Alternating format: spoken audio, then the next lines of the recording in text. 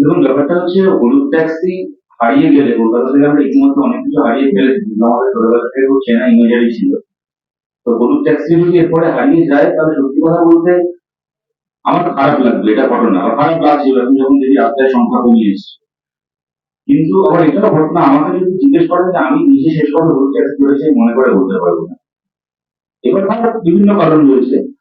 এখন Uber app ট্যাবের একটা বড় কারণ তো অবশ্যই, তাহলে এরকম আরো অনেক কারণ রয়েছে।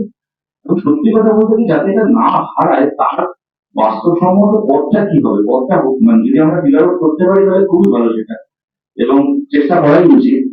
কিন্তু সত্যি সত্যি খুব সহজে এটার কোনো বাস্তবসম্মত সলিউশন আছে বলে আমার আপাতভাবে এই কারণে মনে হচ্ছে না। এটা তো প্রথমে যেটা নিশ্চিতভাবে এর আগে উঠে এসেছে, আমিও আশা একটু আমার আসতে দেরি হলো, আমি কথাটা শুনলাম। কিন্তু হিন্দুস্তান মোটরস এবং হিমোরা এখন গাড়ি তৈরি করা, অ্যাম্বাসেডার গাড়ি তৈরি করা বন্ধ করে দেয়। হলুদ ট্যাক্সি বলতে তো হলুদ রঙের একটা মানে ডিজাইন হতে পারে না, বা হলুদ রঙের একটা ওয়াগনার হতে পারে না, হলুদ রঙের অ্যাম্বাসেডারই হতে হবে। এটা হচ্ছে প্রথম কন্ডিশন হলুদ ট্যাক্সি, মানে বলতে আমরা যেটা বুঝি সেটাকে চালু রাখার। এখন অ্যাম্বাসেডার গাড়িটা তৈরি হয় না, যে গাড়িগুলো তৈরি হয়ে যাচ্ছে কখনোই আমি বলতে পারি না এটা যে আজকে যেখানে পরিবেশ নিয়ে এত কথা হচ্ছে, এত সবকিছু হচ্ছে এবং এটা একটা বাস্তব সমস্যা আমরা সবাই অ্যাকসেপ্ট করছি। তাই কলকাতার নস্টালজিয়ার স্বার্থে শুধুমাত্র 35 বছর, 45 বছর, 150 বছর পর্যন্ত পুরনো অ্যাম্বাসেডার জন্য এটাকে অ্যালাউ করতে হবে। এটা বাস্তবসম্মত নয়, এটা হবে না কখনো। এখন যদি নতুন অ্যাম্বাসেডার গাড়ি তৈরি না হয় তাহলে আগের যে হলুদ ট্যাক্সি গুলো চলে যাবে, নতুন হলুদ ট্যাক্সি আসবে কোথা থেকে? সত্যি এর উত্তর আমরা জানি না। এখন আমরা চাইলেই কালকে থেকে রেল মোটর আবার খুলে যাবে না, কালকে থেকে আবার প্রোডাকশন শুরু হয়ে যাবে না। তৃতীয় কথা যেটা রিভিউজ বা যেটা অনুভব করলো একেবারে সঠিক কথা, যিনি রিভিউজ করছেন তারও একটা অর্থনৈতিক কম্পারিজন জায়গা থেকে তিনি হয়তো রিভিউজ করছেন।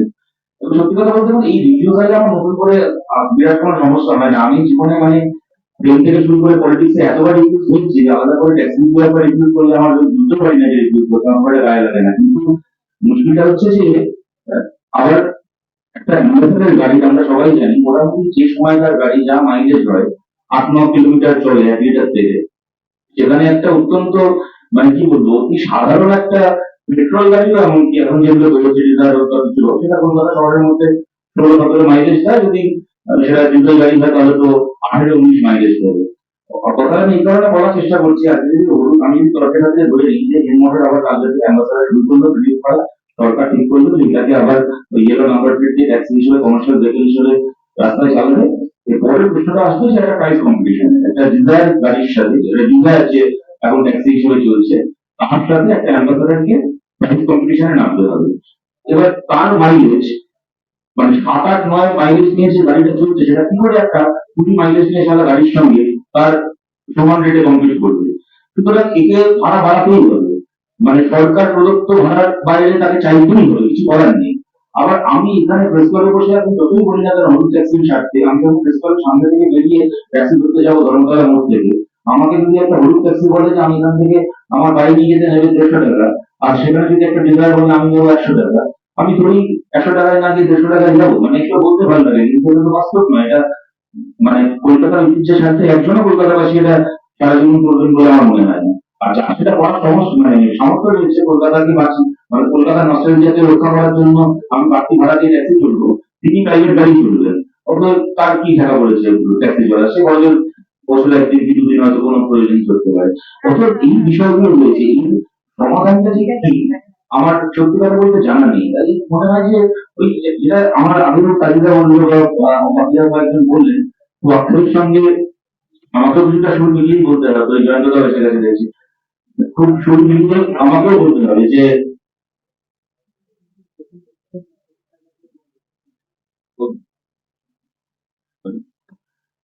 যে এটা থাকলে ভালো হতো, থাকুক আমরা সবাই চাই, হারিয়ে গেছে খারাপ লাগছে।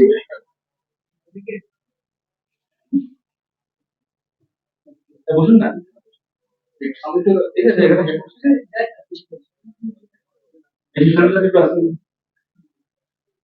সুতরাং এটা থাকলে ভালো হতো, আমাদের দেখতে ভালো লাগছে। কিন্তু আর একটা জিনিসও ঘটনা, ধরুন আমরা এখানে যারা রয়েছি আমরা কম বেশি মোটামুটি আমাদের থেকে বয়সে বড় রয়েছে, মনোভাবরা আছে অনুভব থেকে ছোট বয়সে, আমরা মোটামুটি ওই তালিকার অনুভব থেকে ছোট, আর বাকিরা মোটামুটি বয়সের কথা বলে।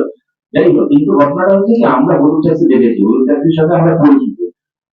হারিয়ে যাচ্ছে আমাদের খারাপ লাগে, কিন্তু ধরুন আজকের একটা 13-14 বছরের ছেলে কি মেয়ে কিছু বলো না, বিয়ে ট্যাক্সের বিলম্ব ওখানে উঠলো, বিয়ে ট্যাক্সি কলকাতা থেকে উঠে গেছে, তোমার কেমন লাগছে?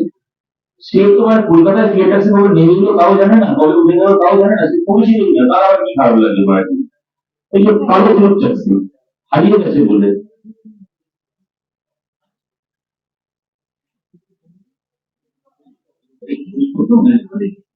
কালো হলুদ ট্যাক্সি যে হারিয়ে গেছে, তো যে কালো হলুদ ট্যাক্সির সাথে পরিচয় অতটা নয়, আমাদের যে 5-6 বছরের ছোট যারা কি 8-9 বছরের ছোট যারা, সেই জেনারেশনের কাছে কালো হলুদ ট্যাক্সি হারিয়ে যাওয়াটা কোনো নতুন করে কোনো বড় সমস্যাও নয়। তার কাছে কলকাতার ইমেজারি গুলো অন্য, তার কাছে হয়তো আর 5টা জিনিস হারিয়ে গেলে তার গায়ে লাগছে, কিন্তু কালো হলুদ ট্যাক্সির জন্য তার আলাদা করে খারাপ লাগছে না।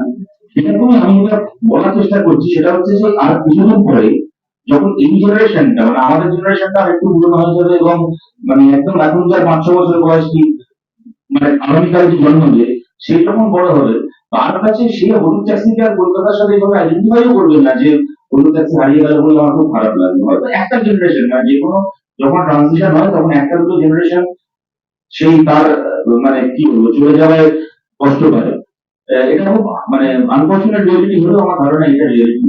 অতএব এটাই আর কি বলার অনুভব। বলেছিল ইরফান খানের একটা ছবির কথাটা, ওই কথাটা শুনে আমার ইরফান খানের একটা সিনেমার ডায়লগ মনে পড়ছিল যে मोहब्बत थी इसमें जाने दी जिंदगी को बड़ा में हुई। তো হলুদ ট্যাক্সি দিয়ে বলে আমাদের ব্যাপারটা ওরা বলে যে ভালোবাসি বলে যেটা দিতে হবে